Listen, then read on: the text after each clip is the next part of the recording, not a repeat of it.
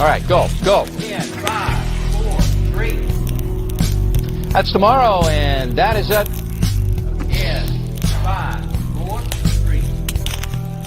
That's tomorrow, and that is it for us today. And we will leave you with a... I can't do it.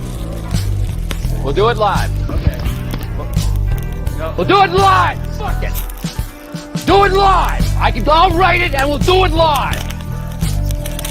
Fucking thing sucks. 5, 4, 3.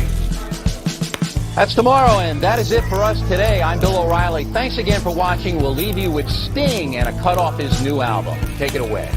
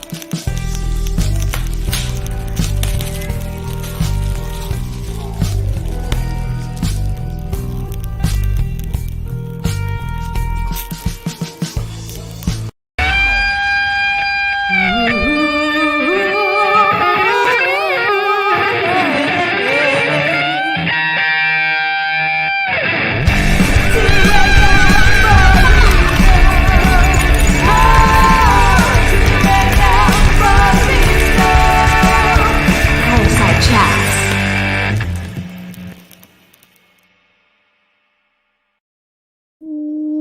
What is up, everybody? It's your boy Lou Martinez, aka Big Chief Burrito, live with you on a Wednesday.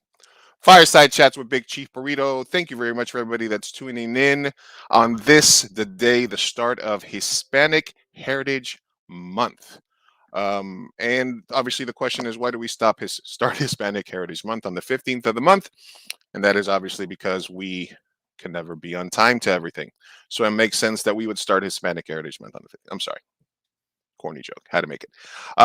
Thank you to everybody that's been listening through the first 50 episodes of Fireside Chats with Big Chief Burrito. And thank you for everybody that's going to listen to the next 50. This is episode 51. And today, we're going to be talking about, one of the rants and stuff that I did during the pandemic and that I've done oftentimes is saying, nobody needs to die so that you can produce your, shitty zombie web series or whatever it is you're trying to make. And that was my thing with filmmakers when the pandemic started, because a lot of them were trying to go film stuff they did it really shouldn't, because we were, like I said, in a pandemic. And I've always said that if you Google zombie web series, you're going to break your computer, because there's so many out there. And the zombie genre is an awesome one. It's the one where if you do it right, you're going to get a lot of recognition. But if you do it wrong, your stuff is going to look like a lot of, kind of weird, in between, low quality stuff. So when I heard about Zombie with a Shotgun, virally, sort of the name is the first thing that struck me, because one of my favorite movies of all time is Hobo with a Shotgun. That's one of the things I'm going to talk to my guest about. It's where the name came from. But once I watched it, it's not so much step and step with the traditional zombie genre. It's kind of like a zombie genre hybrid mixed with a lot of stuff. It's actually super topical for kind of where we are right now in the world. And I kind of thought it was super interesting. The filmmaker Hilton Ariel Ruiz is from New York, like myself, and he's been doing this for a few years. He's a writer, director, producer. He's done a bunch of stuff. So, hit him up on Twitter, and he agreed to come talk to us about his film, Zombie with a Shotgun, as well as his journey in film, as well as indie filmmaking, zombies in general. And of course, there will be a bracket bit. So without further ado, let me welcome my guest for tonight, Mr. Hilton Ariel Ruiz. Hey, what's going on, man? Thank you for having me on. Where are you joining us from today, man? New York City. And, same place that you, what town you from? What area in New York you was from? I grew up in Queens. I grew up in Jackson Heights, Corona area, Elmhurst. I went to school in Newtown High School, which is in Corona. and I graduated in '96. Sometime in the late '90s. But I spent a lot of time in your around your hood. I spent a lot of time in the village. I went to school at HB Studios in the village for acting and stuff like that, and obviously was traipsing around New York since I can remember. So I'm definitely a city kid. But you grew up in Alphabet City, Lower East Side, or where Lower were you East at? Side. I grew up right over there on Christie Street, right off of between Delancey and Rivington, right across the street from the Sarah Roosevelt Park. Okay. Yeah, right now when you go there, it's like poof, it's like condos, penthouses. It's unbelievable, that block. Now that block is just, I mean, that area right now is popping right now. I mean, right now you got the San Gennaro feast going on right now, 2 blocks.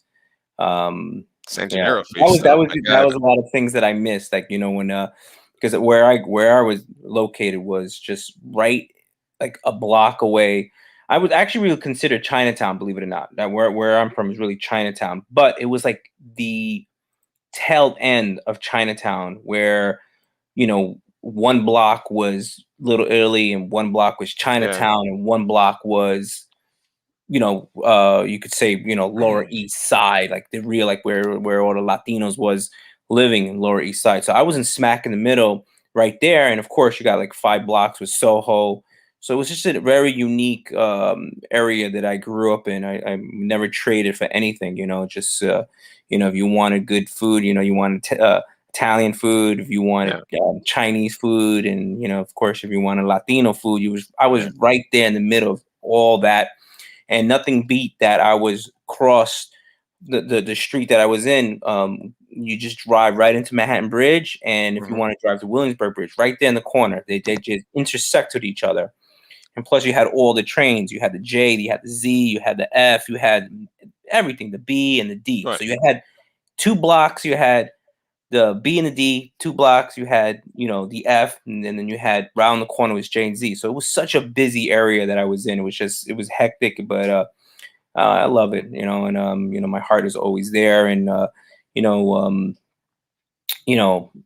it's just so many things there that I have like a good memories from. I'm not there as much as I am, but things has changed also, from the pandemic. There's have to move around a lot because things was just crazy. But yeah, that's a lot of my inspiration has come from living Lower East Side Manhattan, my ideas and everything like that, so I really appreciated that experience.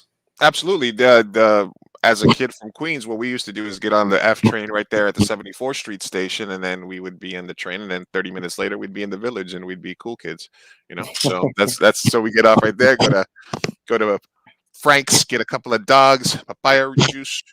Yeah, Go to unfortunately, there's no more. Those papaya juice places is gone. It's like very. really I don't even know if there's any more exist anymore. But there was so many everywhere. damn. First Norm Macdonald, now no Frank Papaya. It's been a rough week for me. All right, it's okay. Um, but like, so I guess so our lives sort of intersected in terms of the area that we grew up in, or that we spend a lot of time in. And obviously, the best thing about being there for you probably was like not the Chino Latino food, which is something that we don't have out here in California, which is the Chinese restaurants that are either in flux with Puerto Ricans or Peruvians or Mexicans, which are all over Lower East Side Manhattan. All those cool spots like that is one of the things, one of the uniquely New York cuisines, because there's Chinese food out here, there's Mexican food out here, but there's no Chinese Mexican food, which is a bit sad, right? But Zombie with a Shotgun, number one, Hobo with the Shotgun is one of my favorite movies. So the first thing that I was drawn to was the title of that film. Is that a movie that you drew inspiration from? Was the name just something that you just thought about, or did you not even was that not even in your universe? Well, the movie, I love the movie, the Hobo Shotgun movie. I really love, and I know when you. In the very beginning, had you talked about there were so many zombie films, and absolutely there's so many zombie films. And the thing about zombie films, right, is like how to grab somebody's attention, right? For there's so many millions of zombie films, and there is nothing like the title of Zombie with a Shotgun. The title is, it's cool, it's quirky, it's funny, it's awesome, and it has all that ring to it. So having that Zombie with a Shotgun title was so important. Now, a lot of people get confused because they hear Zombie with a Shotgun and they think that it's going to be like Hobo with a Shotgun, and obviously it is nothing like Hobo with a Shotgun. No. It's a total opposite, of I wanted to take the whole zombie genre and the whole mythology and do it my sort of interpretation, like so many of these horror great filmmakers who went into doing some sort of the zombie genre. They did their own zombie genre, and I felt like I wanted to do my whole zombie interpretation. Now, the interesting thing is and I'll tell you the truth. I've in a million years, I would never even think that Zombie with a Shotgun would get as popular as it is now. I never even intended even to do any zombie films ever. It was just we're going, and this is the thing that I tell a lot of fans, that when you believe in something and you keep on working on it, it definitely develops into something that especially if you believe in it, hard work and everything, and just believe in the project. Where Zombie with Shotgun started 2012 in a web series, and we are now, and 10 years went by, you can say, and it goes by so quick. So when I created Zombie with Shotgun, was 2012. It actually was released in August of that summer, that first episode. So when I was doing the Zombie with a Shotgun, it was more for a web series, because at that time the web series was pretty popular. And I created 2 horror sort of web series. I created 666, and I've created Zombie with a Shotgun. I actually did it in that same year. I was like, hey, let's do this web series thing, because at that time, you was trying to figure out a way of trying to get everybody, as a filmmaker, is trying to get the attention of producers, investors, and executives, whatever, to see your idea. A lot of it was, of course, was a script, and then how the filmmaking has evolved, where digital filmmaking was much more, the budget, you was able to do things so much nicer and smoother, or whatever you want to call it. I said, hey, you know what? I'm going to pitch these 2 projects, Zombie with a Shotgun and 666. But I wasn't really feeling like, okay, well, I'm going to pitch it and make this into a bigger thing. I just did it because I wanted to do an exercise and, keep on practicing the craft of filmmaking. And I figured, hey, let's just do a web series. And again, Zombie with a Shotgun was the whole thing. It was a point of view of a zombie that was sick. And that was my whole thing I wanted to do. So when I did that first episode, I was released in August 2012. That was the first time that I had experienced viral. I've never experienced viral my whole entire life. And that first episode came out, and it was boom, it exploded. I was getting calls from everywhere, from major networks, producers, everywhere. Basically because a lot of people, again, a web series was pretty new. Like it was fresh. So when I had said, oh, here's an episode of Zombie with a Shotgun, a lot of these networks thought that I had created already a full, half an hour, 22-minute or 44-minute. I was ready to go. Was ready to go. Yeah, absolutely. Right. So I was getting a lot of these networks contacting me, and they were like, dude, we want in this. We want to. They said we want it. Shares. We want shares. We wanted it. I think El Rey was one of them that really wanted it, and they got disappointed when I told them, no, it's just a 5-minute web series from my 5-part, episodic series. And they were like, what? If you give me some money, I'll make it. Yeah. So, it was like, yeah, it was cool that a lot of these people had contacted me, but it was disappointing that when they found out. So they all was still kind of hyped. They were like, you know what, if you come out with something, we want, we're first dibs on it and everything like that. So, it was a good thing. I thought that, hey, here I am. This is gonna be something that I'm I got all these people and I got the attention of everybody. So yeah, that's how it all started. I did get into the title was the catchy title, but nothing like when I tell people it's nothing like Hobo with a shotgun. No. It was just to catch the attention, and it does, and it did, and it's still catching attention I mean, your protagonist has a shotgun, and that's where the similarities end. I mean, yeah, both yeah. I both mean, both protagonists at some yeah, look, point yeah. have a So shotgun. and so a lot of the fans in the film, it is an indie film. I tried to, the budget only can do so much for the film, and there's so many fans that were like disappointed that there wasn't like that blood and guts and gore. So when the sequel comes, that was something that I told them like, hey, just we didn't have enough money. We just finished it where it was at, and I tell the fans that I promised the fans that you know when the sequel starts, it's going to start how it ended in part one, and they will get their action gore right off the bat. That was a promise that I gave the fans, and they're looking forward to it. Well, a couple of things. Obviously, like I said, I'm a huge fan of Hobo with the Shotgun, the movie. I think it's one of the best sort of B, but low key A movies out there in terms of like vigilante and that stuff. Also, until the movie Mandy came out, it was pound for pound the best movie to do hard drugs to. Not that I do hard drugs anymore, but I'm just saying Hobo with the Shotgun it was the best movie to put on for people that were doing hard drugs.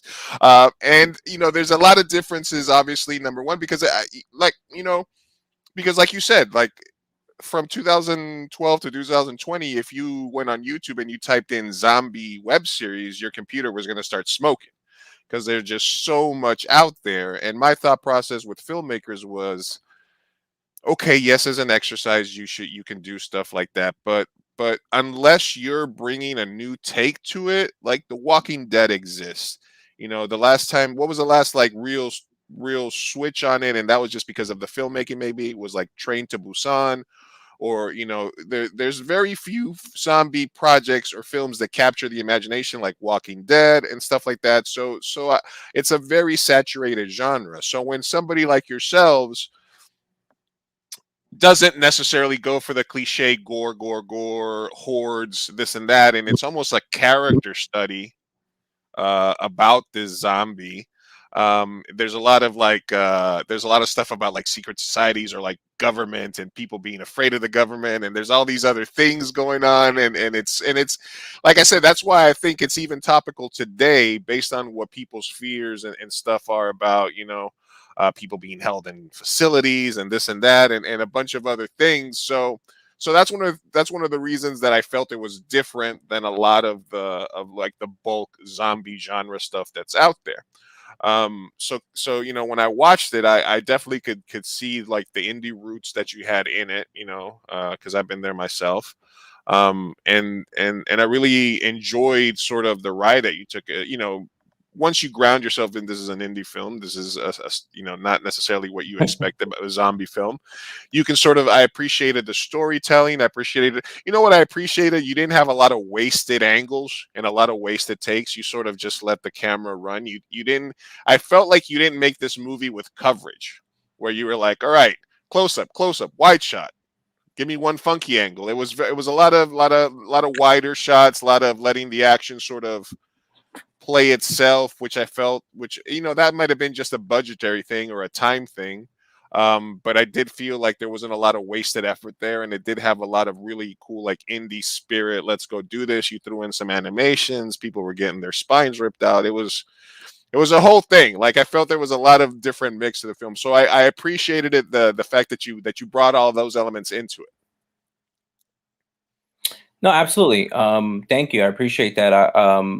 Yeah. So where we shot, right, it was very definitely one of the factors of filming the project was that it was very hot. It was the hottest. We had 10 When did you days. shoot this?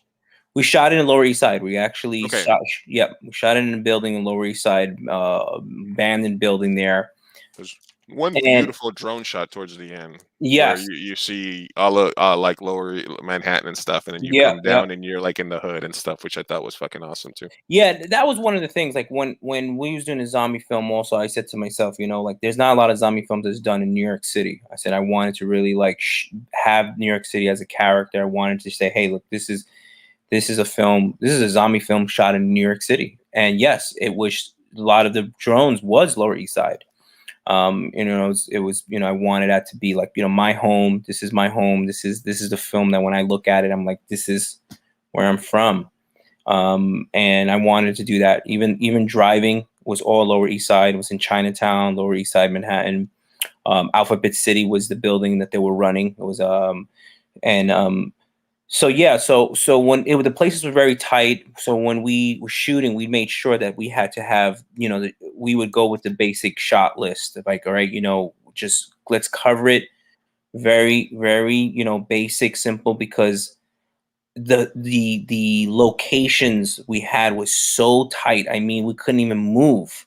So we had no choice to have it shoot, the way we had to shoot the project. And that was a factor of like how tight it was. Um, Well, and indie filmmaking is about solving problems at its yeah, and core. very dark. It was very dark and dangerous also for the crew and the cast. As minimal people was allowed to go into those locations. A lot of it was shot on the second floor. And so yeah, we shot it like for 10 days. And yeah, I definitely wanted to do something like out of the box where I didn't want to do brains. I didn't want to do, oh, let's get the brains. I wanted the zombies to be different than we saw. I wanted the zombies to be smart, and able to, because to me, it was more of a sickness that they was trying to like get rid of, and having a sickness, where it doesn't just completely destroy his mind. And, that was the whole main thing. And believe it or not, I really wanted to do a love story. I really wanted to have that as a big element, because the web series, the first episode, is what, to me, that very first episode was what made this train go. And it's still making that train go, that first episode, because that first episode, when you watch that first episode, the ending to me is what made that go. When you see the zombie kiss the girl, and I think everybody flipped out and they said, whoa, what is this zombie kissing this girl, right? And it was like a passionate love kiss there. Yeah. And it created a whole female following, believe it or not. The following of Zombie with a Shotgun, you would not believe, Really? is majority. I'm not saying majority, but mostly of females. And it's great. I love it. It's just it's awesome. Even the executive producers and the producers, the investors, were majority females. Women that came and said, we want to see this. We want to see this love story expand. We want it. And they came full force, and I really appreciate them. They really supported me. They were amazing. If it wasn't for them, the film would never been made. And Hey, man. so, yeah, no, so it was an awesome experience. Me also going to campaigns. Being an indie filmmaker, I refused for so long to go on in, and I just I had to put my tail between my legs and say, hey, I got to sell myself. And I went on it, and I think that the experience is amazing. It's hard. We had to go about 3 to 4 times on a campaign, finish the film in 3 years. We shot it 10 days. We ran out of money, gone into another campaign, shot another 1 or 2 scenes, ran out of money, did another campaign, did another 1 or 2 scenes, ran out of money, went on another campaigin. What was your budget in total end of the day? Yeah, I don't know. It's one of those things that I just. You're not even counting your out-of-pocket money, probably. The Yeah, stuff that, it was one of those things that it wasn't a big budget. That's all I'll tell you. It wasn't a big budget. But we did an amazing things. I got a lot of favors. So having the film, I said to myself, okay, damn, this is like a very this is a very indie zombie film that we're doing. How can I get like a lot of these, try to get the attention of people to, make this like cooler. And that's why I brought in the animation team in. I had a Liquid TV, MTV's Liquid TV was one of my favorite um, things back in the days. If you remember with Eon Flux Yeah, on and Mac, Flux, yeah. and there was also a segment called Stick Figure TV. It was Stick Figure Theater TV, right? And it was this guy by the name of oh man, Robin, who was creating these stick figures, and he did. I forget how many episodes he did for Liquid TV, but there was one that caught my attention for it, and I always loved it. It was the Night of the Living Dead. He had reenact the famous scene on stick figures, drawings, and I always loved it. I looked for him online, and I found them. I contacted him. I told him, you know, for so many years, I would never forget that scene that you did with stick figures. And here I am with this project called Design with a Shotgun. And so he took my, message and called him up and told him about this crazy scene about rabbits and love and everything. And he told me I never heard the most craziest idea, but just because of that, I have to do it. And he came on board. He did me a solid. My budget was low, and Robin did me such a solid. He was like, "No, man, that idea was so awesome." He said, "I have to do it." And he was doing so much commercial stuff. He got away from doing a lot of the, fun stuff.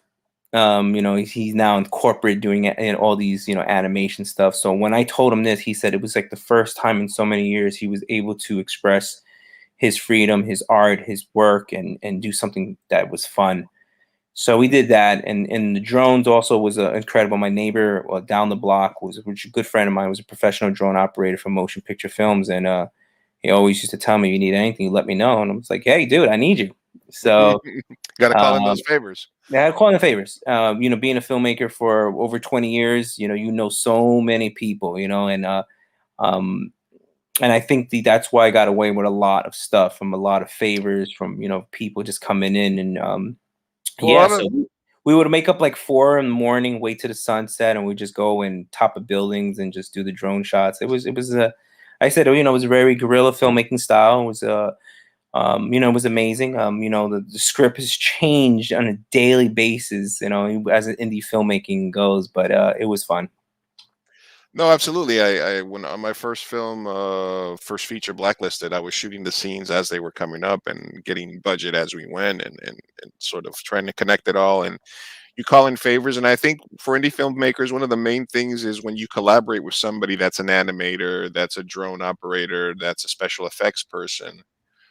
There's two different types of collaborations. There's the ones where somebody agrees to work for you for free, in which case, you're telling them, I want this, this, this, and this. This is something that people do not like to do. For that is something they should get paid. If it's work, they should get paid. But if I talk to a FX person and they say, hey, you wanted to work with me on this movie, I'm doing a horror movie. What kind of special effects have you always wanted to do that you want to add to your portfolio? And they say, well, I've always wanted to disembowel somebody. And I was like, fuck it. You can do that on my movie. I will work it in, because I'm letting you do something that you want to do, like you let that animator do something that he's passionate about. So for filmmakers, my advice has always been, if you want to collaborate with somebody and you want them to help you on your project, you have to give up a little bit of what your vision is in order to let that person buy into the movie, feel like they're part of the process and not just working for free for you. Do you agree? Absolutely, definitely. I mean, indie filmmaking is like that. It's and a lot of people, if you're a passionate person, and most first time, second time filmmakers are passionate, they will see that passion in you, and they will agree in a lot of cases to work for you for free. And my first two features, the budget was less than 50,000 for each of them. But if I count all the favors and all the people that put in animation and graphics work and sound work, and that didn't charge me anything because they believed in my project, it would have been 10x that. That's another thing that I could see right away is the hustle of the movie. I took a brief sort of journey through some of the stuff that you have posted, your vampire stuff, your other stuff, and I could see that you're working with a lot of different people and letting other people's talent shine, which is, I think, a staple of an independent filmmaker that kind of, that's doing it the right way, so to speak. Definitely, I appreciate that.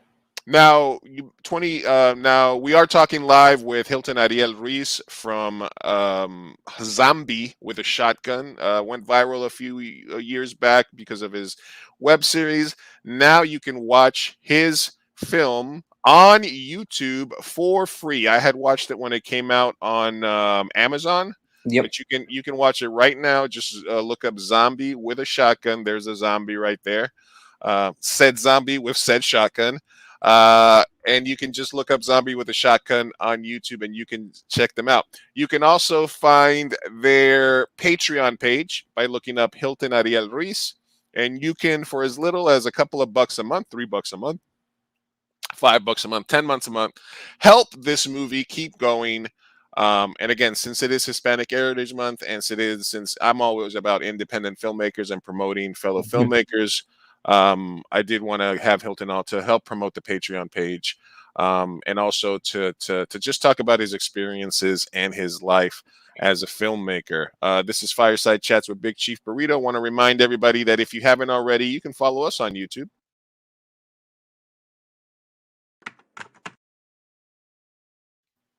And here's a little promo. We'll be back in 2 seconds.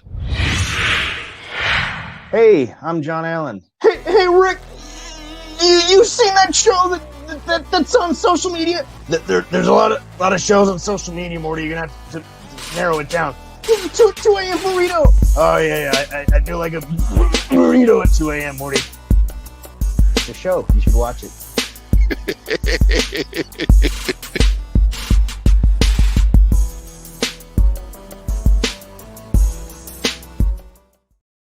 All right, we are back live with Hilton Ariel Ruiz, live and direct from New York City, live on a Wednesday, the 2 a.m. Burrito podcast, Fireside Chats with Big Chief Burrito. Let's get into a little bit of your journey as a filmmaker. Obviously, it's not hard to grow up in New York and be surrounded by, you run into celebrities once in a while. You kind of the city. You always turn down a block, and all of a sudden you see trucks and there's filming stuff out there, and you walk by. You just watch movies that are, like, hey, I grew up and Coming to America was shot like in my neighborhood, in Queens and stuff like that. Knowing that films are shot every city, every borough in New York is represented in the history of film. So it's not hard for a New York kid to grow up and sort of gravitate towards that. When I was graduating high school and going to apply to my film schools, I did apply to NYU, but I didn't have $50,000, and I ended up going to just to another lower film school. But I was around the city. I loved them. Is film something that you sort of, when you started to decide what you wanted to do with life, came up, or was it something that from very early age you knew that you were going to be creating, or did it come from a different art?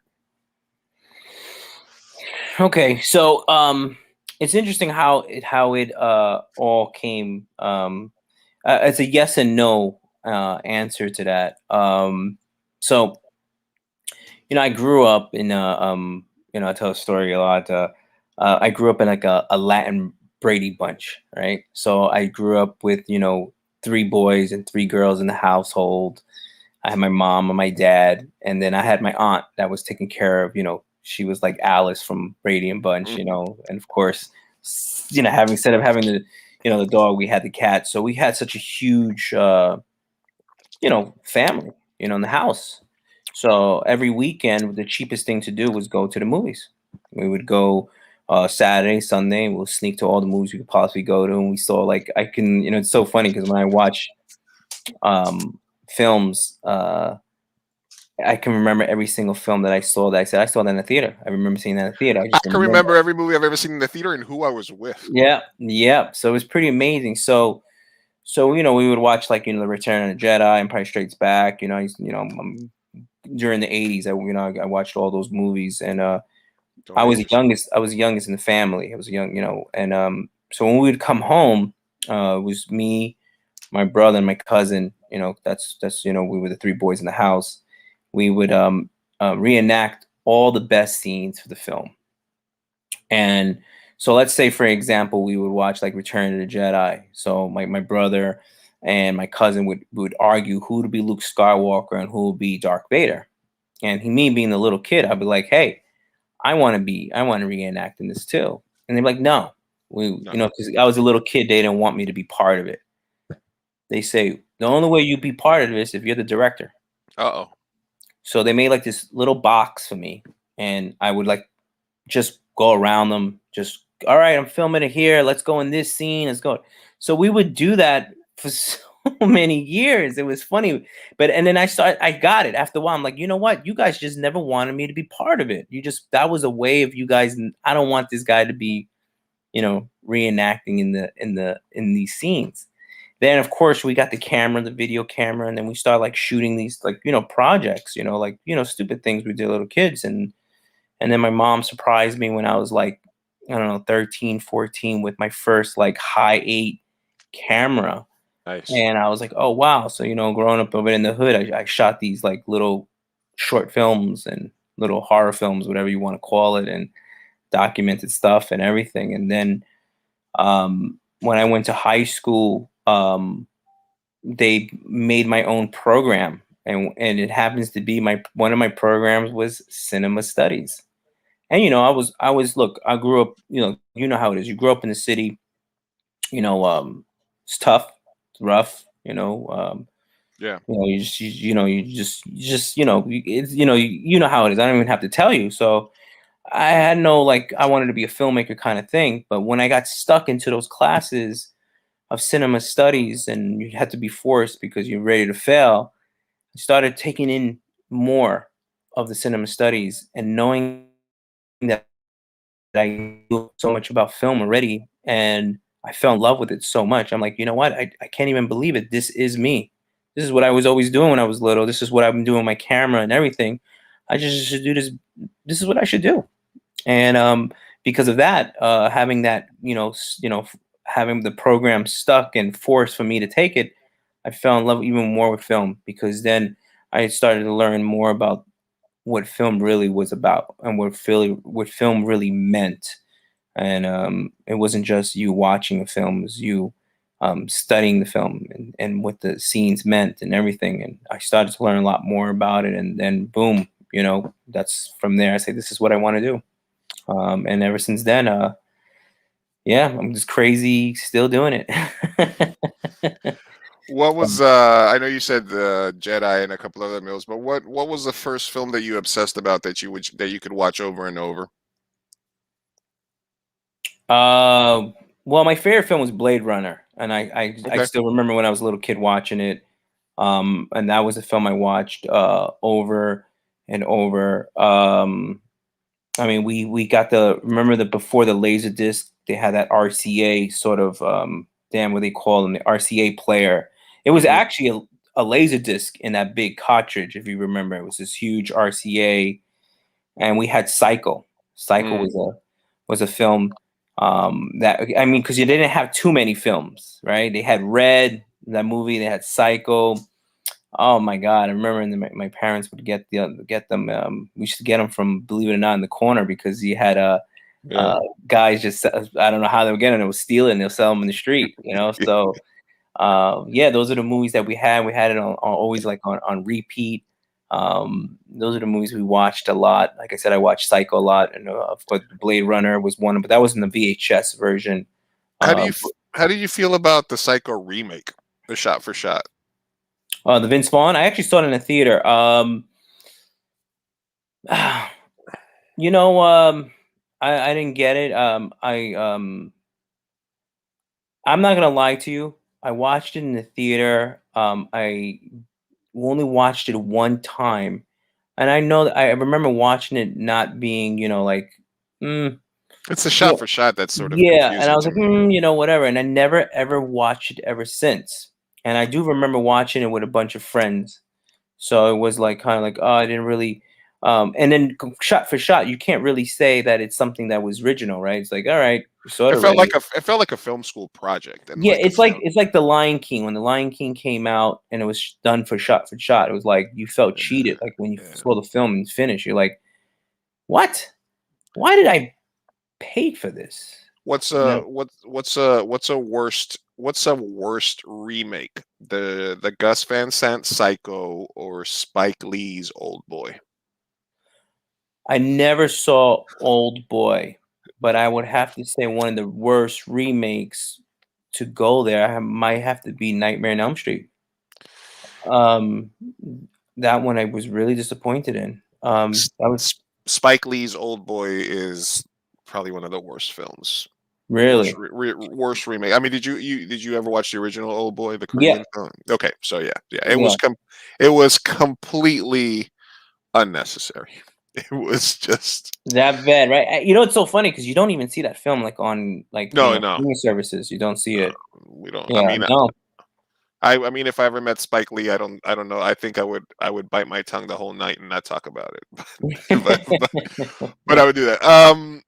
There's a conversation sort of online about what the necessity of idolizing some of these films that we grew up with or that are deemed quote unquote the masters, the classics. I had a conversation about this with some young film reviewers, and they're like, "Well, we got our name because we didn't watch The Godfather, and we don't want to watch The Godfather, and we got told that we were lame because we didn't watch it." And there's other films that sort of fall into that range that are sort of idolized by I want to say our generation a little bit more. I could watch The Godfather front to back anytime that it's on TV. I've watched that movie at least 30, 40 times. Godfather 2 probably at least 100, 150 times in my lifetime. Do you feel that there are certain benchmark classics, whatever you want to call them, films that a filmmaker must watch? Or do you think that it's okay for people to just skip those and just sort of, try to create their own language or sort of just turn their back on those types of movies? Different times, different generation. The generation has a very short, expansion. Everything is instant gratification. We have YouTube for that. You just cut to the scene, you go to the scene, you cut. And I think the new generation doesn't have that long span where we did. When we were younger, we would watch those We didn't films. have shit else to do. We had nothing to do, and I think that as time as time goes by, I think unfortunately those films that we worshipped are not going to be shot like that ever again. You got stuff like TikTok and Instagram. They always limit you time, and the stuff that you have to put on again is that instant gratification. You have to have something that's going to get somebody's attention in a minute or in a minute. 15 And seconds. I think unfortunately we those films are going to be forgotten. And look, to each is their own. It was our generation, it's their generation now. I don't think they, my opinion, it, I don't know how film school is taught now, but I don't think they should be, they should be forced to Well, I watch those mean, films to be. It would be good. It would be good if they would watch the film, but well, some just film school in the '90s, I think, was for a lot of people, a lot of kids like us, probably was our first real crew. It was more about having the hands-on ability to work with professional equipment, editors, things like that. It was oftentimes about having the opportunity to make the films. Whereas now everybody's got a 4K camera on their phone, like which is one of the great things about being a filmmaker or a content creator now is that you can literally create at all times. So I think that, but even for me, there were older films or films that were classics from the 30s, 40s, 50s that I was told I needed to watch to appreciate, and I watched them. I didn't like all of them, but I wanted to learn about the language of film, you know. But you're right. There's so much instant gratification these days that somebody can just Google, film techniques from the 40s to the 70s, and they can in a 10-minute video they can learn about Dutch angles and this and film noir and stuff like that, right? So So you can't fight against the youth, right? You got to let the young people tell their stories in the way that they've done. But I feel like you're right. There is that what film school was then until maybe like the because the reason I dropped out of film school was because I was editing on an Avid machine that was the size of my house, and I was reading trade articles that were saying, in 2 or 3 years you're going to be able to edit on your laptop and stuff like that. And I was like, why am I learning this outdated sort of? Do you think there's any truth to that kind of? Yeah, unfortunately it is. Like you even said, the phone. Now you can shoot 4K. Just imagine in 5 years what the phone is going to be able to shoot in, right? I Yeah. mean, you have like even these cameras are getting more and more cheaper and cheaper, and then even sound quality. I mean, these now new sound devices now have like filters that would like make sure that automatically that your sound won't freaking Well, peak or peak. The new sound equipment is just basically amazing now. You sooner or later you're not even gonna need a sound operator. this is Uh, a let me just tell you a really quick really quick story. We shot a movie called Shenanigans, and my friend had a friend that I collaborate with was like, I just got this like 12K dragon. Let's play with it. And I was like, all right, cool. Let's bust out the dragon. And I had to reach out to an editor because I couldn't handle raw files on my PC. I had an older PC at the time, and I was like, hey, can you edit some raw files for me and edit this movie? And he's like, I got you.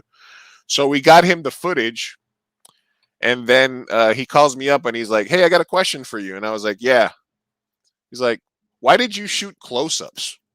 And I was like, what do you mean? I was like, because that's, you shoot the wide and then you shoot close-ups. I'm like, you have 12K of footage. I was like, I didn't even use the close-up shots. I just zoomed in and got the close-up from the same shot that you had. I was like, I didn't even need the alternate. So we were doing setups for close-ups for the scene with actors, and we didn't need. So it's the technology is getting to the point where you can almost just aim the camera at the room, have the actors get down, and then you can almost like figure out the framing later. Like you can shoot everything raw and then make it any color spectrum that you want. You know what I mean? Like we used to have to do color correction in camera, what it's going to look like stuff like that. So you're right. The technology, the sound, it's almost like a cheat code where you have the power in your phone, you have the camera equipment that's more forgiving. So I mean, I guess we're a little jealous right there of the new generation coming up because they have all the stuff but we're OGs and doing it the old school indie way, right? yeah, I mean, like I said, it's just it's just it is what it is. The new generation now is like it's just I don't know, like YouTubers now becoming filmmakers and it's just I think it's I don't know, it's strange. There's a lot of content out there, and it's just Vertical. I mean, if they if what if okay, they YouTube or comes to you and says, Hilton, we want to put some money behind the Zombie with a Shotgun web series. We want to make it a YouTube exclusive. And you're like, all right, cool, send the check. And they're like, one thing, right? We want to shoot it vertically. What do you say? I would say yeah. Yeah. I'll figure out a way to cinematically be appealing to the eye. You just gotta you'll figure it out, and then you could possibly still do it in widescreen. You just got to shoot something and just make it seem like you can still Blur out the sides. yeah, some way you can still make it look have like a widescreen feel and look at it and blow it up. Yeah, I mean, would that ever happen? I don't know. It possibly can. I mean, Hey, number one thing, you cash the check, then you figure out how you're gonna do it yeah, afterwards. I mean, it's yeah, it's these cameras now, it's just like on the phone are amazing. They're just amazing. And it's funny. That's why all suddenly I'm like I'm starting to like more gear into YouTube. I was never part of doing YouTube, I think, until like I don't know, a week ago. So, so it's like I'm now like, aiming to, start doing content on YouTube. I'm late to the party or whatever, but I was always doing a lot of other things. I was always in other social medias, but now I'm going to test out the YouTube thing now and see how that works. Yeah, no, man, absolutely. Lower East Side, just because I had written down mentioned it, but I used to go to the New Yorican Poets Cafe there. Yeah. A lot of time used to go there, do my little beat poems or hang out there, hang out, feel cool in the summertime. Yeah. Yeah. Yep. It's it's funny because I haven't since the whole COVID thing, I don't even know wow, this is still exists. I haven't been there in such a long time. Wow. No, yeah, I Uh, mean, imagine how I feel. I haven't been in New York in 20 years, so I feel like I left the place. I feel like because I left New York pre 9/11, I left like 6 months before 9/11 when I moved out to California. yeah. And when I first came out here, I first came out to California like in the late 90s after high school, and I would meet people that were from New York, and they would be like, "Oh yeah, I haven't been in New York since '87," and I'm like, "You haven't been back to New York, man? The food, the people, the music, the city. How can you fucking stay out here? This is fucking California. This is bullshit. There's no fucking decent pizza. There's no decent Chinese food." Yeah. And then when I came out here, now I'm 20 years deep, and I'm like, yeah, man, burritos and surf and California, and it drops below 60, and I'm fucking shivering and stuff like that.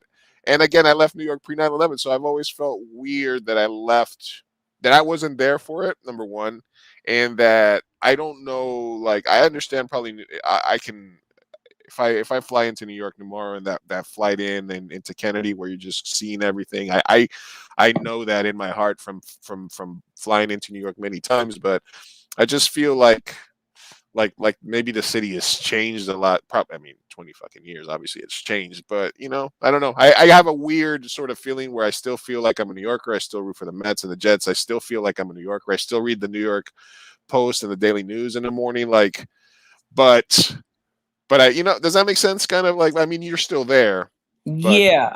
Um, yeah. I mean, look, since you left, it changed a lot.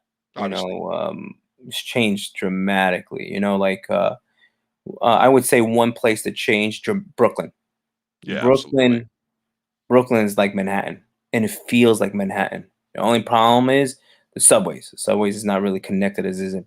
But this place is in Brooklyn that is so popping that you don't. I put it this way: you don't even have to go to Manhattan no more. That's how yeah, popping Brooklyn is. And before 2000 and 9/11, Brooklyn was not the place yeah, to go. There's very few places. Now it's just everywhere, man. Even now on Coney Island, man, it's just popping. They got it like they got all the boutiques, little restaurants, and all bars and everything, artists, hangouts, stuff like that. It's yeah, Queens is still Queens, though, right? Queens hasn't changed. Queens is sort of kind of Queens. You're right. It is. It is You like know, places like I think about before 9/11. It's sort of kind of like the same. Like Manhattan changed too. Even at the whole area with yeah, there's not a lot of Puerto Ricans like there used to be. Williamsburg, Brooklyn was all Puerto Ricans. That's where my parents they moved in. My father came in. He moved in Williamsburg, Brooklyn. There's hardly no more Puerto Ricans there. Brooklyn, Williamsburg was all, not anymore. yeah. It's done completely. My whole family moved out of that area. So yeah, I mean, like I said, Lower East Side, Alphabet City still has a little feel of that old school Manhattan kind of thing, but it's definitely changing. There's no more South Seaport. South Seaport is Meatpacking District is gone. Yeah, the whole Brooklyn thing kind of was like, man, because we used to got lost in Brooklyn, like get lost, like go to Brooklyn to buy weed and fucking Yeah, that was one thing. Yeah, I tell a lot of people that, but before like and even like before 9/11, that you didn't want to go to Brooklyn. No, it was like, no, no, I'm not going to Brooklyn. You crazy? It's like yeah. if you're not from Brooklyn, it's trouble for you. Matter of fact, people from Brooklyn would get on the train, go to Manhattan, go to Queens, and then they'd be like, "Yeah, I'm from Brooklyn," and be like, "All right, cool, but you're hanging out over here. You're tough or whatever." Yeah, now it's the place to be, and yeah, It's pop. Even you know what changed also in Queens, Long Island City. Long Island City's Yeah, pop. I thought it was gone for New. I thought when the Amazon building was supposed to go to LIC, I was like, oh, Queens is about to get all gentrified and this and that. But thankfully, that didn't go through for it. Yeah, Long Island City's pretty popping now. But yeah, it's like I said, obviously everything does change, but New York is just Resilient. Yeah, but I mean, yeah. but like I said, I consider myself still a New Yorker because that's where I grew up. That's where I was for a majority of my life. And I have so much love for the city. So seeing your film and then seeing that you were making a low budget indie zombie movie in the Lower East Side, and you have like you got lucky because you must have been shooting mad early because I saw empty streets and I was like, where in New York is this dude finding empty streets to shoot? Yeah, Like, we got lucky. I knew the spots where we would be able to shoot. Like for example, like when we go to the drone shots, we had to go like 5 a.m. yeah. The scenes in driving the car and everything like that. That was in Chinatown. There was some areas in Chinatown that nobody really goes to, especially like deep lower into like almost by South Seaport. It's very very. There's only like apartment buildings. There's no restaurants, no bodegas. It's just strictly apartment buildings. And if you have to walk, a block or two for bodegas. So I knew from growing up in the area where people would not, like tourists would not be, or no one's gonna be at. So I knew the areas where it would be really empty, especially in the mornings. Lower East Side, the one in the Lower East Side, Alphabet City, when they were in the building, we got lucky on that one. We just had to just wait till we saw nobody, and we just did the running scene and everything. But that was really tough. A lot of the neighbors, the area over there in the projects, they wanted us out of there. They were like, we don't want you to film here. And we was like, all right, we're gonna wrap up. So we had to wrap. Students, we're out of here soon. Yeah, we had to wrap up. The neighborhood wasn't feeling it. Well, now you put out the first episode, you started going a little viral, like you said, something that you hadn't, and at the time when you could still sort of go organically viral in that time frame, you gained this following, you start sort of getting a little bit of eyes on you in terms of with the product, like you said, networks, studios were all sort of hitting you up, knowing where you are now. Do you think that you would have handled it a little bit differently? Do you think you would have moved a little bit differently during that time, or do you just kind of chalk it up to just lack of experience, or how do you feel how do you feel you handled that part of your success? It's a good question. It's a I would say as how very popular the project, the name Simon Shotgun, as it's everywhere. You Google it, it's everywhere. It's very very very popular. Could have been much more popular? Absolutely. I think Zombie with a Shotgun could have been way bigger than we are right now as a very indie sort of like very indie film, and it does have a fan base. It's like an underground sort of thing. Yeah, right? and it's there, and I people always ask me that, your film, the whole thing should have been bigger when it really is, and I said, yeah, you're right. It should have, whatever, shoulda, coulda, whatever, right? Whatever. But the only way it would have been much bigger, could have been over the top bigger, if I gave the rights to Zombie with a Shotgun to these production companies or producers and everything. And many times throughout this journey, I had so many offers. Obviously, with the title Zombie with a Shotgun, you could imagine how many offers I was approached. People approached me all the time. And the thing that they approached me was basically just taking everything away from me. And just saying, hey, we're going to take over. We're going to take this over. And I think I do not regret the fact that I always said no. I fought for it. Don't get me wrong. I fought for it. I've always said, yes, I will give it to you guys, but I need to be part of it in a major, have a major part in decision making. Nobody wanted me to have a decision making on Zombie with a Shotgun. It was basically, we're going to take your farm away and we'll give you the horse. Nice job coming up with the title, kid. We'll take it from here. Yep. And exactly. So, and I look back, like sometimes I said, damn, I should have just went with that deal. I should have just went for it. But, I felt like I had a responsibility for the fans. I built this web series, and of course we did the comic book and we did all that stuff. And I had this responsibility to basically say, this is what I did for the fans. The fans love this. The fans love the way I created the web series and how I continue with the artwork and the comics and everything. And I said, no, I'm going to do this myself. I'm going to do it because, what was going to happen if I gave it all up? I would never have no say. It probably, like I said, if I gave it away to these sort of, like I said, I got approached by many people. We probably would have been hearing it right now in big streaming services companies and everything like that. Yeah, it could have been like like a competitor to Walking Dead or Yeah. something like that. Yeah, it could have. Again, I've gotten those type of big names approach me, but again, and I wanted so bad to work with them. They just did not. It was just, I couldn't. I was like, it was just ridiculous. Like, no, I'm not gonna give it up. So I went on my own and I did it. And it's you don't see too much of indie filmmakers, as this project grow from a web series to this feature, and we're continuing to go. There's so many. It's a handful of guys that are doing like what we're doing with Zombie with a Shotgun. We're gonna go crazy enough to go back on raising money to do a sequel. That's love. That's nuts. That's crazy. It's crazy to do what we're doing. But I'm gonna do it. I'm gonna go back out there and I'm gonna grind it out and do the sequel and then Do you take have it? Did you already write it? Is it in your head or?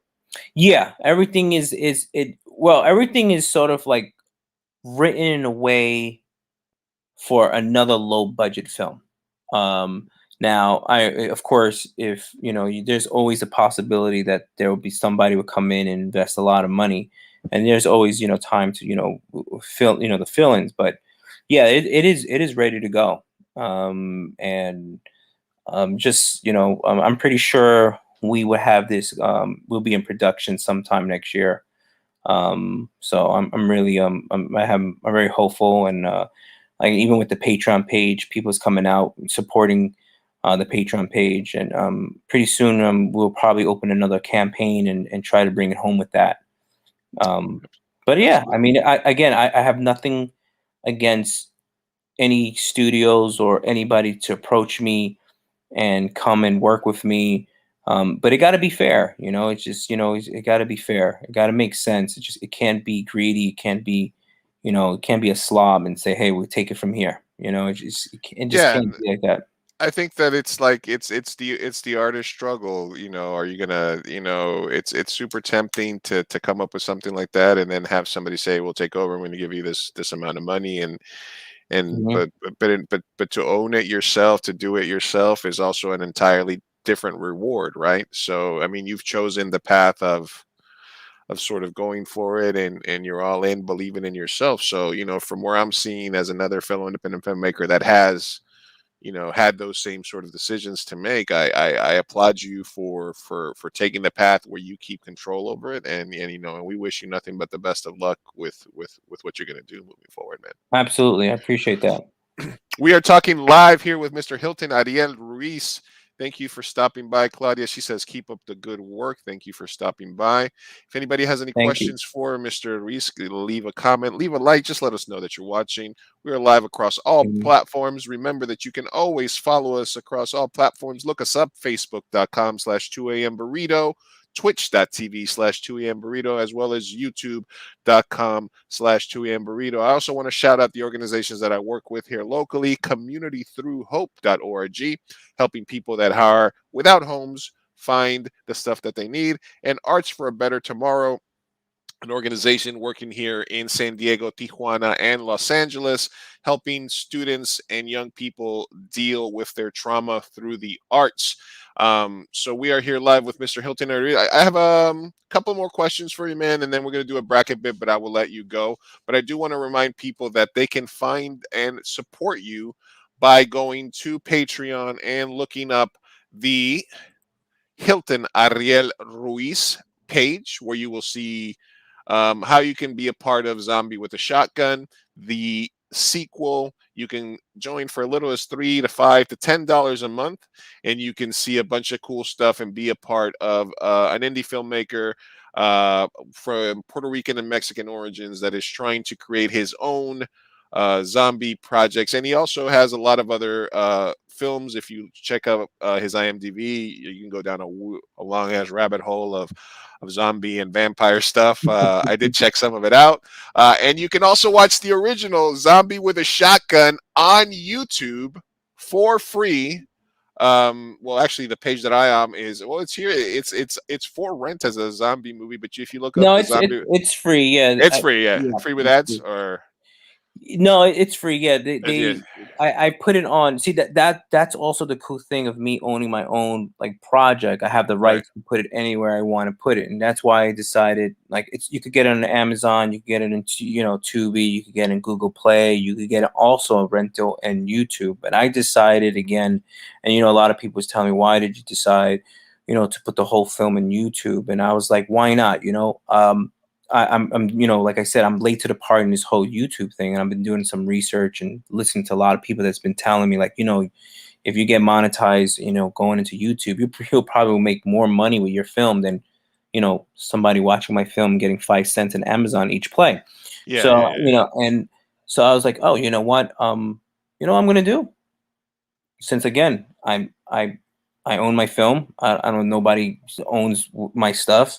And that's the great thing of that. I said, you know what? I want to be able to go put the film for free on YouTube and see how quickly I could get monetized and get my subscribers and get it up there as quick as possibly and figure another way of revenue. As an indie filmmaker, we're not of course we're not signed. I don't have no agent, no manager. I don't have no studios hiring me or anything. I'm very independent, and we need that sort of revenue to keep on doing what we're doing. So I say, okay, I'm going to do this. Let me get another revenue, instead of getting money from all these streaming services. I got all my other projects.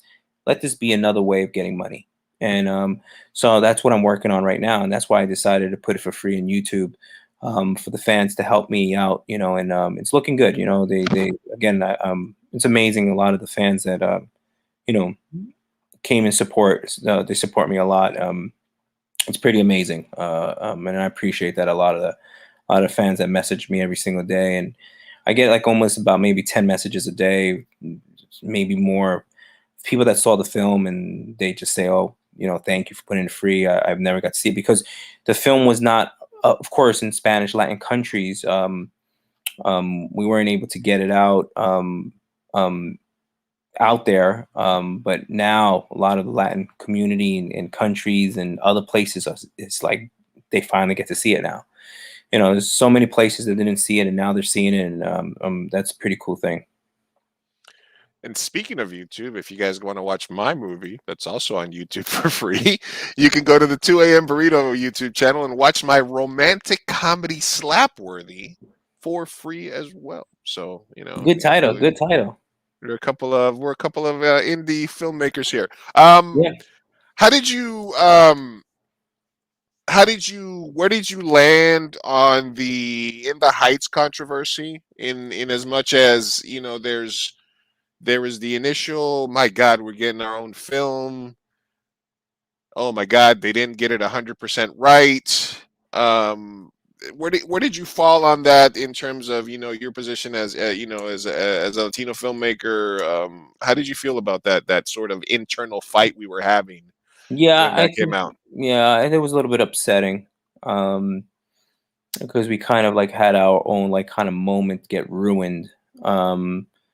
Look, I honestly think that if they did it any other way, they still would have got hit with anything. I think we live in a time that anything you do, you can't make everybody happy, and I just think that no matter what would happen, it would have been a backlash. Oh, you forgot this person, you forgot to represent that person, and I really truly believe that the filmmakers and the producers thought that they were doing the best possibly job, and they felt that they were going to satisfy everybody. And I really believe that when they were shocked, when they were like, "Oh wow," and Yeah, it's yeah, I just it's upsetting. I don't know how you can fix that because I honestly, truth, now you have the West Side Story coming, and you're gonna see another controversy of not representing this person, not representing that person, and I think for us Latinos, it's like it's a little bit more of a bigger problem than anybody when we come with an all Latin film, all cast, and I think we need to, as Latino filmmakers, producers, we need to get on, and we need to sit down and figure out, okay, look, let's figure out how we're going to make movies that's going to represent how we look, yeah. and so it's something. It's not an easy fix. Well, yeah, I think, yeah, you're right. No, I think that there's this sort of thing now where even if it's a really good thing, there's always a backlash.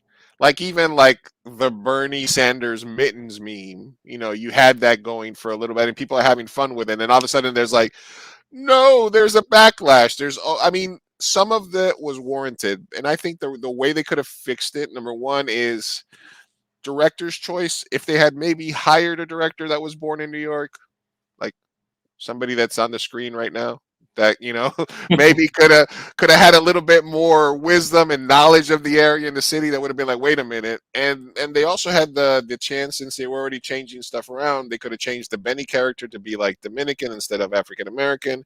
And I think maybe that would have helped them. But then I think they would have been like, well, you had a lesbian couple, but they were in the background and they didn't get enough Yeah. shine. I think it would have been something. Although I do Yeah, think there was ways they could have. now that you brought that up, I think those things could have been easily. Yeah, those were definitely overlooked. I think the director was look, nothing against the director or anything, but if this was the moment, this was a moment for Latinos. This was the big film. This was the big moment.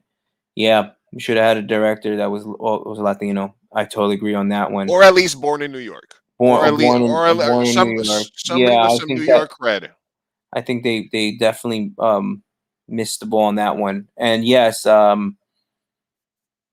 they could have done those little changes easily. Now that I think about it, but I think they were overthinking it a little bit too much. It's like, let's again, I really believe that I do they believe in their heart they thought they were doing the right yeah, thing. yeah, I do believe that. I believe that they were shocked when it happened, and it was really upsetting. I really think that The I actors really were the last ones to know about it, because they're like, no, they picked the right people, and they just kept digging yeah, themselves further and further into the thing, and it was like, it anyway. ruined it. I know that nobody, and um, Although, and it was a decent film. It was yeah, it was great.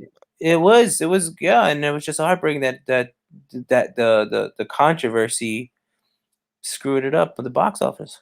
Took away from it, and I don't know. Yeah, I mean, I think the West Side Story thing, people are sort of like, like cringing, you saw it, ready. right? They're ready. They're like, but then it's Steven Spielberg, and he can pretty much, if there's a guy who can do whatever.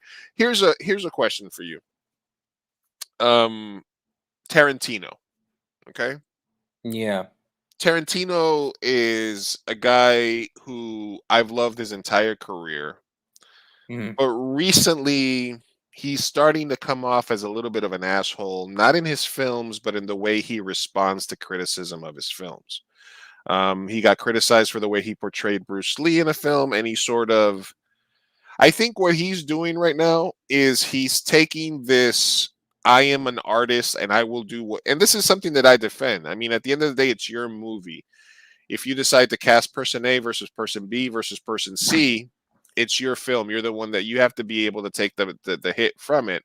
And I think he sort of takes this, I am the artist, I will do whatever the fuck I want and nobody's going to tell me anything. He takes it to an extreme where he starts to sort of feel like he's being a bit of an asshole. And I'm talking about his response to like Bruce Lee's wife and daughter, and also, you know, he's had, you know, and other filmmakers have criticized him for his use of the N-word, and himself putting himself in the film as the person who says it. You know, he wants to be black, he wants to be this, he thinks he has, you know, the right to do all these things.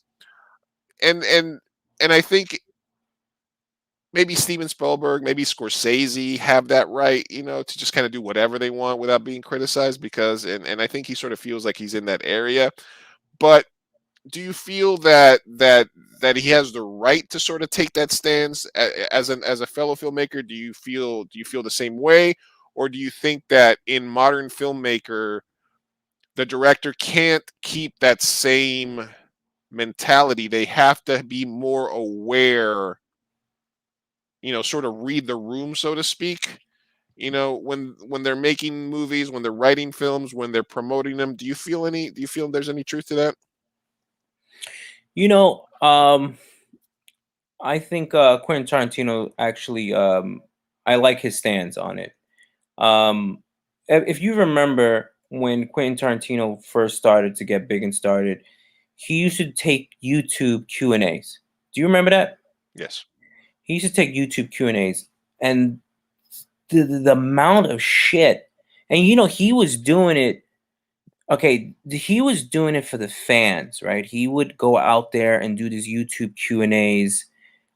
He used to do it on. He used to have like, I'm not 100 because it was a while. This is a while back.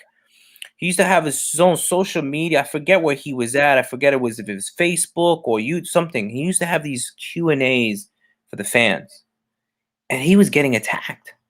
He was getting attacked every time he did it. That he said, "Freak this! I'm off of social media forever," and he left it.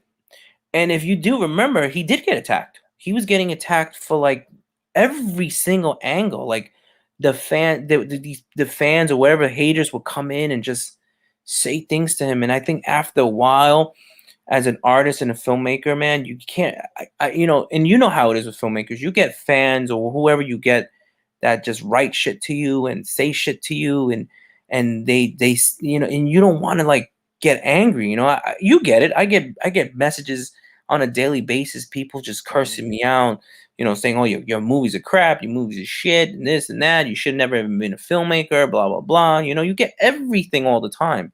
I'm misogynistic, apparently. Yeah, and and I get it. I'm like, you know what? You get pissed off. You're like, you know what? Fuck. You know. Screw you. You know, I don't. Who are you? I'm making my art. I'm making my own film. You want to be a filmmaker? You do what you want to make. Yeah, is he arrogant? I think he Right. earned it. Okay. I think he earned it. No, And I had that. I almost have had that exact same take with him for long, but just very recently, like a I don't couple know of the recent. Honestly, true. I don't know the recent things he's done. no, he went on Yeah. Joe Rogan and he sort of was like, "Hey, fuck everybody who doesn't, you know, that's really how Bruce Lee was, and this and that," and his daughter and his wife were like, and I get it. And then, you know, hey man, he did go on Yeah, Stern he back went a in the little bit day. too. I get with the whole Bruce Lee thing. Yeah, You know, when let the man live. You know, when there's families, you know, when you're talking about somebody's yeah, that's passed away, right. you gotta chill. Although You gotta Once Upon a chill. Time in Hollywood was overall a brilliant film. Yeah. The other thing was back in the day, he went on Stern and he was defending Roman Polanski pretty hardcore, which is not a good look. And I think he got Yeah, a yeah, lot but of shit for that. but you know what? There was a lot of people that did protect them. Yeah, yeah, There's yeah. a lot of people. Hollywood for a long time did Yeah, there's protect a lot of Polanski. people that protect them, and then you know, yeah. I mean, you look, yeah. He is arrogant. He's earned to being arrogant. You know, Hey, that's a legit take, man. yeah. I just feel like, you know, I get it sometimes. You know, you just so much people just have so much People are gonna negative be things mad. to say, and it's after a while, it's like, you know, you can't do, I'm trying to do my work, trying to do my film and everything. Yeah, I get the whole thing with the Bruce Lee. It's a little bit kind of sensitive, especially, you have your family members there. You shouldn't be talking about somebody that's dead, especially a guy such as Bruce Lee. Anybody's deceased. Anybody. You don't go out and tell. And I agree on that. That was pretty wrong. That's wrong for him to talk about somebody like, anybody that's dead or anything. You don't even know. You didn't even know the guy. Yeah, You I know mean, what I yeah, mean? I think it's just he heard the stories that he heard, and he talked to the people that he talked to, and he's like, "Yeah, that's the truth. I'm going with it. Nobody's going to tell me otherwise," which again is fine.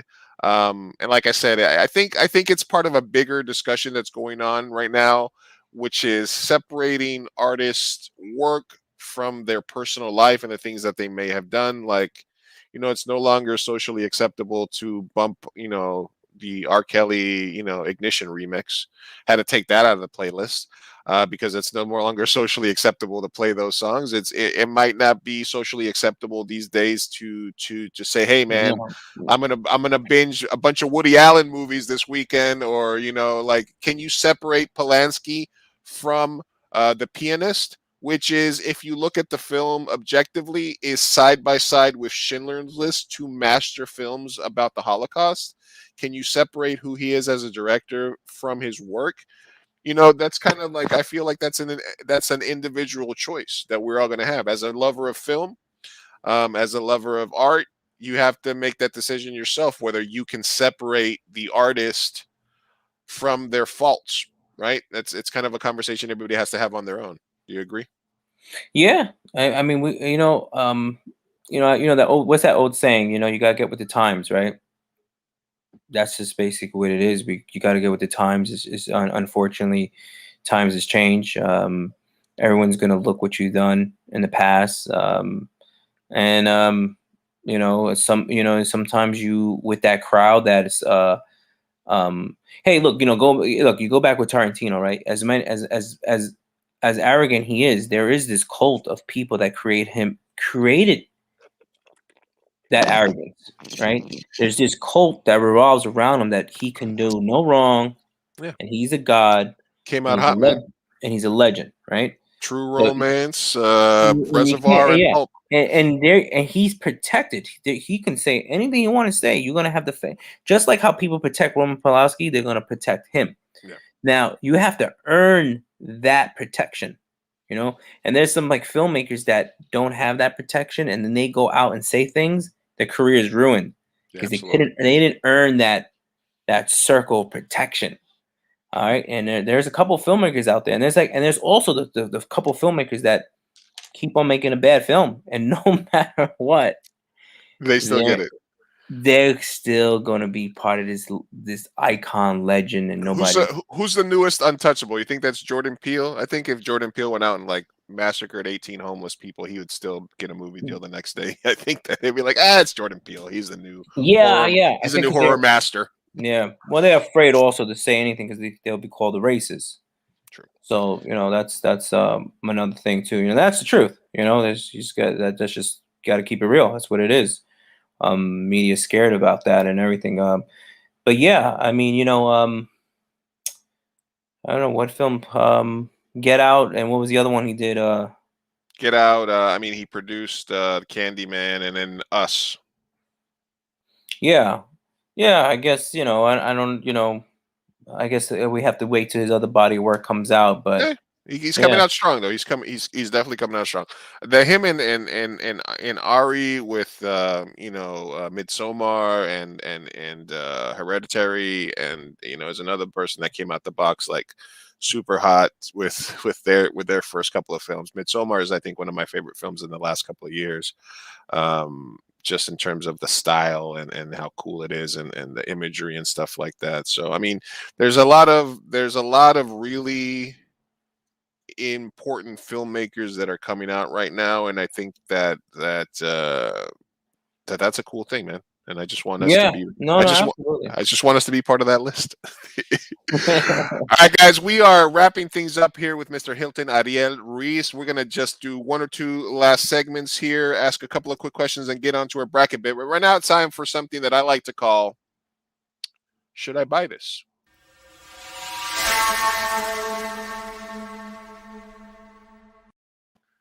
Should I buy this? Here's some old school BK British Knights sneakers. These are, if you were alive in the 80s or early 90s, you remember the British Knights, the BKs. Throwback. I don't know how much comfort and functionality they have, but they are pretty cool looking. So the question is, Mr. Hilton, should I buy these? Show me some more. Show me some more. Some yeah. Okay, they got the blue, and they got the blue thing here. They got a little bit there. That's the old school British Knights, man. These are How much? I don't know. I think they're probably like, how much are these? They're like $60. Yeah, why not? You know what? You know what? I'm gonna buy Why, these. Yeah, why all not? right. Why not? I mean, you know what you know what's cool? You know what I saw? I saw Thundercats kangaroos. Ooh, That's pretty Thundercats hot. Thundercats kangaroos. The red joints is pretty cool. Have you seen them? No, but I'm gonna look those up. Those might be featured on a future segment of Should I Buy This? Kangaroo special edition kangaroo Thundercats. That All is right, hot. It's hot. we're getting to the end of our interview here. You're looking it up right now, right? Looking it up right now. We're getting towards the end of our. I'm gonna wait till afterwards so I don't get distracted. Yeah. We're getting towards the end of the interview. Wait a minute, forget these BKs. What is your favorite New York City film? Oh boy, good damn question. Wow, you know, I know I'm gonna miss. There's so many of them. I mean, oh my Just give me a god. couple that come to Okay, Taxi Driver, Raising Victor Vargas, Manito, Do the Right Thing, She's Gotta Have It. Oh man, hey man, you knock some out there. yeah, I know I'm gonna miss. I'm gonna be like, damn, how can I forget that movie? Well, I mean, I know, like I said, we're talking about Woody, but Woody Allen films. You know, I mean, you know, yeah. they do capture the city. They do. It's unbelievable. I mean, such a great filmmaker. Just unfortunately, we just can't like. I don't know. You know. Can't have a love fest. Yeah. Wow. You know, those are the things that come. I know I'm gonna miss something that's really cool. Taxi Driver might be, Gangs of New York maybe, but that's a little bit old school. Yeah, Gangs of New York was cool. Wolf of Wall Street. I mean, American Psycho. American Psycho. That was a haunting financial district. I mean, I don't think anybody's ever shot the financial district that haunting and that film. Yeah. I agree. And finally, Mr. Hilton, I like to end each of my interviews with something. Requiem for a Dream. Ooh, talk about the old Brooklyn. Yeah. Talk about the old Brooklyn. Right, there you go. Requiem for a Dream is solidified in like my top 10, 15 for all time. It is one of my favorite movies of all time. Well, we've been talking with Hilton Ariel Ruiz, Zombie with a Shotgun. You might have known the name. Make sure you're looking for him at Hilton Ariel Ruiz on Twitter, Patreon, and everywhere else where you can keep up. You can watch Zombie with a Shotgun for free on YouTube. You can also watch it if you have Amazon Prime. I've watched it both times. It is a very cool, not genre-specific zombie film. It is more of a character study. It is part zombie film, part chase film, part conspiracy film, part one man against the world film. It does kind of turn a little bit on its head, the zombie genre, in terms of extending the process of zombification. I'm very interested to see where he takes that into the next project. As somebody who grew up in New York and who's a fan of all these different types of filmmakers, I am, rooting for this man. So I'm glad that you had the chance to stop by today, man. And I appreciate that you came on the show. And I wish you nothing but luck with the Patreon, with the crowdfunding, and with the next films that you're doing. Thank you, man. I appreciate you having me, and absolutely. Thank you for supporting the Patreon page, YouTube, the film, and definitely if anybody wants to see Zombie with a Shotgun, yeah, just Google it. You'll be able to see the web series or the full-length feature film. All right, that just leaves one last thing, Mr. Hilton Ariel Ruiz.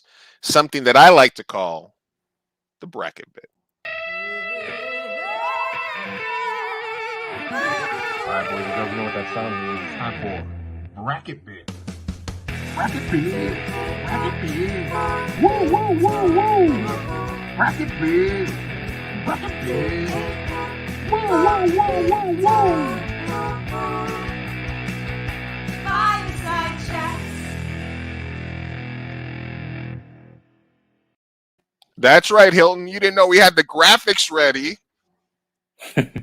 The bracket bit is created by me to cause maximum pain. I am going to give you two different choices, and you're going to tell me which moves on. The reason that I create the bracket bit is my own. I have my own reasons, but who gets to solve it is you. So you can use whatever reasoning you want. Which one of these would you think would win in a fight? Which one you think is the better film? Which one you think? Whatever reason, okay? And today, Hilton, for you, I've chosen the bracket bit to be zombies versus one-man armies. These are one-man armies or movies where we have one protagonist who's fighting against the world versus popular zombie movies and their zombies. All right, you with me? Yeah. So I'll give you one or the other. You tell me which one. In the first round, we've combined Night and Dawn of the Dead, the Romero classics, versus Anton Chigurh from No Country for Old Men. Okay, I have to pick one up, obviously. Yeah, you have to pick who Okay, let's go first one again. the zombies from Night and Dawn of the Dead. Two different films. We've combined the zombies because they're basically the same zombies, same universe. Mm-hmm. Versus the killer Anton Chigurh and from No Country for Old Men. I'm gonna go Old Country Old Men. All right. The zombies from Zombieland versus John Wick. John Wick. The zombies from 28 Days and 28 Weeks Later. And again, if any of these zombie films or anything is something that you have a thought or expand, feel free to expand at any point. Mm-hmm. But that's why we didn't really bring up a lot of them because I like to savor that. Versus Dirty Harry in his 45. No, 28 Days. 28 Days Later zombies. The Walking Dead zombies, which are sort of slow and plotting, versus Leon the Professional, another great New York City movie.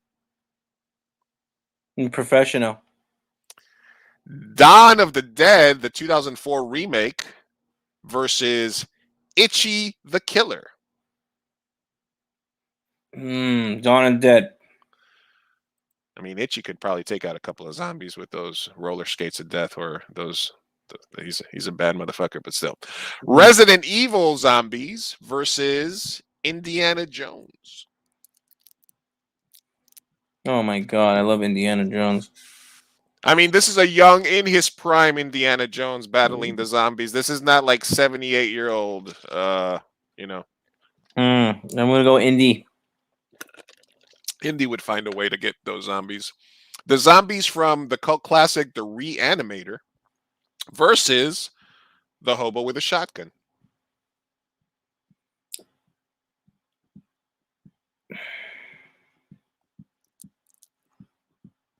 I think the Hobo with a Shotgun. Hobo with a Shotgun. The zombies from Rabid or Ripley from the Alien franchise. Oh, Ripley from the Aliens, hands down. We got Korean zombies from the Train to Busan, which is again one of the last few films that I saw that really sort of did something new and interesting with the zombie genre. Or Matt Damon, Mr. Jason Bourne. Jason Bourne. Jason Bourne beats the zombies. The zombies from Dead Alive or Beatrix Kiddo from Kill Bill. The Bride. as she is commonly known. Which movie with the zombies? Dead Alive, Brain Dead, Dead Alive, cult Oh, 80s. ooh, I'm gonna go with Brain Dead. The Girl with All the Gifts, another recent zombie film that sort of checked a lot of boxes in terms of being kind of interesting and new, or Rambo. Oh, Rambo. Little Monsters, or John McClane from Die Hard. John McClane. The Return of the Living Dead zombies versus James Dalton from Roadhouse.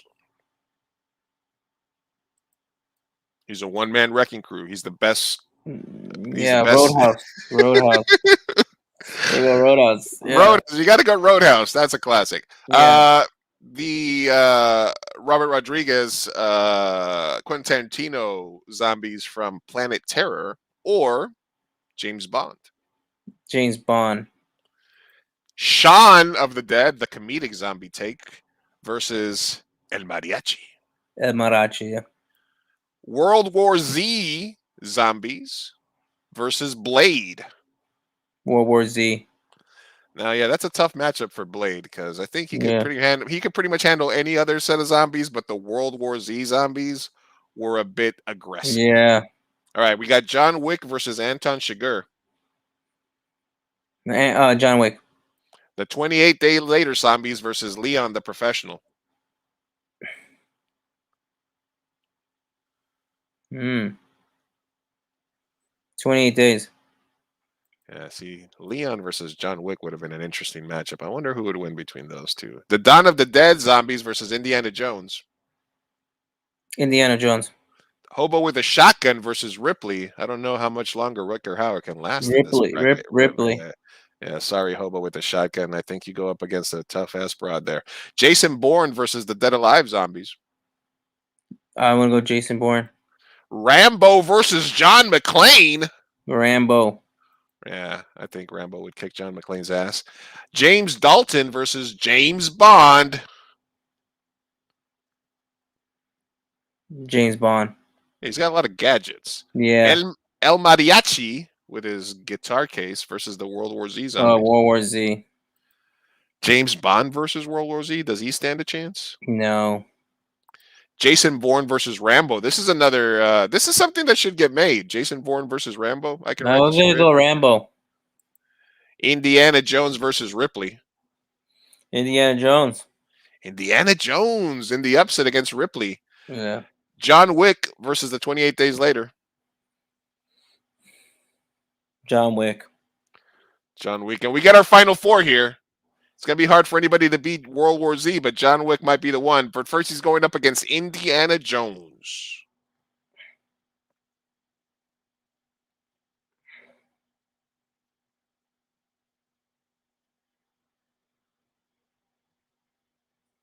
I'm thinking, without the guns, John Wick, without the guns. Indiana Jones. Oh my God, he's an martial expert. Oh my God! Wait, are you saying with well? Yeah, I mean, they're gonna they both have guns, right? So they're gonna shoot. I mean, like, oh my God! But does Indy have his whip? I'm gonna go Indiana Jones. A true child of the '80s. This one, yeah, going with Indiana Jones. That's tugging at your heartstrings right there. Yeah. And then we got Rambo versus the world. I mean, if there's somebody that could post up with somebody that could post up with the 50 cal and just be like, I'm gonna go Rambo. You got to go Rambo, which leaves us with an all 80s matchup here. Oh, God. Oh my gosh! I remind you, Hilton. Oh man, my light shut off. Shut off. We can still see you. There you go. I remind you, Hilton, that the bracket bid is created to cause maximum pain to my guest. So you have done an admirable job so far getting through this. But yeah, at the end, it's Rambo versus Indiana Jones. Oh my gosh! Take us through your process here.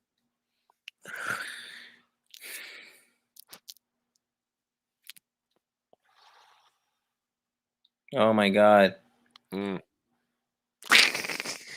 They're both classic films. They're both tough. Indiana Jones has the whip. Rambo's got the strength, maybe. Indiana Jones probably a little bit more clever.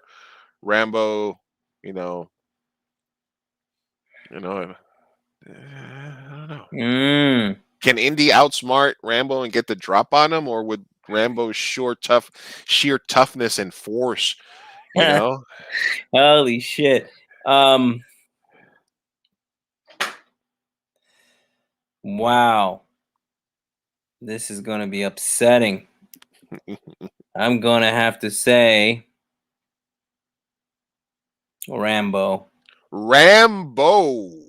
You know, at first I thought it was gonna be John Wick versus the World War Z zombies, which I was like, I wonder how that could go because we already know John Wick can kill people that are coming at him. And my thought process is Rambo, pound for pound, Mhm. can kick anybody's ass. That's my Yeah. problem. I think he could kick, but if you go fist fight, Yeah. now so didn't I think Indiana Jones and Rambo would go at a fist fight, and I think Stallone would beat him. I think that you're right. I also think that it could be a thing where like Indy sets a trap for him and he like wraps him up and he has him like there, and then Rambo like grabs that giant ass knife from his leg and just like just goes like just goes like Kylo Ren on him. Just slices him in half. Anyway, man, that's just a fun bit I like to do at the end of my segments, and I figured since you're a zombie guy, horror guy, but again, you got a lot of you work in a lot of genres, man. Just go down this man's IMDb page, and you can find a lot of different things that he's done. He's been in the biz for a while. He's a quintessential independent filmmaker. Again, I feel like in another universe, if I was in New York, we probably would have connected at some point in terms of filmmaking. And I do have a couple of kind of like cool actor friends that lives up in the Heights, and another filmmaker in Brooklyn that's doing a zombie series. So I'm gonna shoot you their info as well, so that you can, in case you need some people to work with you, you can reach out as well, man. Sounds good. And if you get into any horror festivals or come out to California, man, burritos on me when you get out here. Sounds like a plan. So I want to thank you for coming on today. Joe Climb says, hold on a second. Indy always found a way to take someone bigger than him. That is true. That is true. I know. I'm upset because I'm thinking, did I go wrong? Oh man, no. I think Rambo's. I don't know. I just think Rambo. Would beat him still. I think Rambo. Also, it's like, what Rambo are you getting? First Blood Rambo? Are you getting like old grizzled Rambo? And are you getting Indiana Jones like super young? Or are you getting like Indiana Jones like Temple of you know what I mean? Like it's also I just see it as a fist fight at the end, and I think Rambo with all that juice is gonna beat him. All right, guys. Well, thank you for joining me, Hilton. I'm going to do a goodbye outro here to my peoples here, but I do want to thank you for coming on the show, man. And I'll be in touch. We'll be sort of promoting your Patreon and hoping that, and if you, like I said, you need anything, you come out here. I'd love to stay connected with you. Hopefully, in the future, there's something we can work on together or something like that. Sounds like a plan. I'm sorry, my plug fell on the back and my lights went off. No, it's perfect. Now you're just like a floating head there. It looks very on brand. All right, brother. We're gonna let you go. Thanks for joining us, man. Yes. Thank you. Thank you for having me on, man. I appreciate it. Thank you. All right, man. Good luck. Later. Take care. All right, guys. That has been the interview with Mr. Hilton Ariel Ruiz for the evening. He was kind enough to join us. Make sure you guys go follow him on Twitter or go check a look at Zombie with a Shotgun, which you can see free on YouTube. I did want to close today by just talking a little bit about Norm Macdonald, who died yesterday. Is one of the best comedians of all time.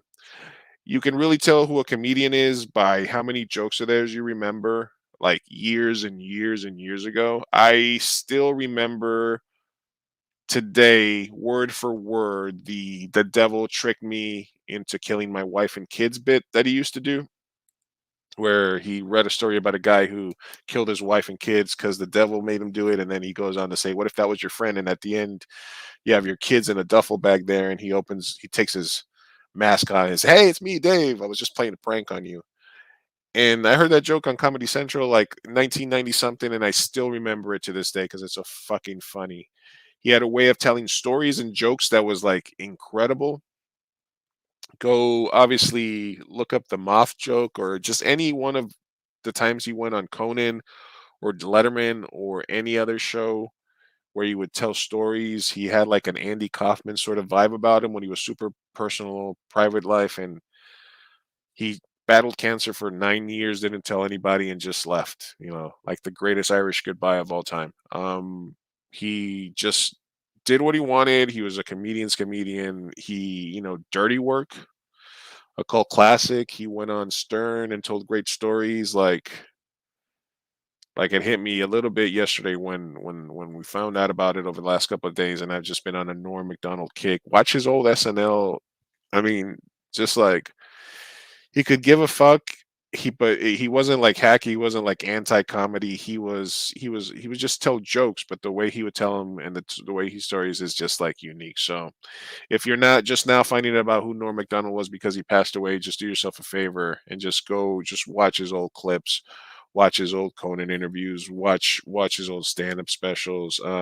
He had a sports show that was incredible. Yeah, I mean he pushed the line. He did a lot of stuff, and he laughed a lot about a lot of like weird, gross things. But he really, I think he just was somebody that liked to make people laugh. And as somebody who likes to make people laugh, that's one of the things I enjoy the most.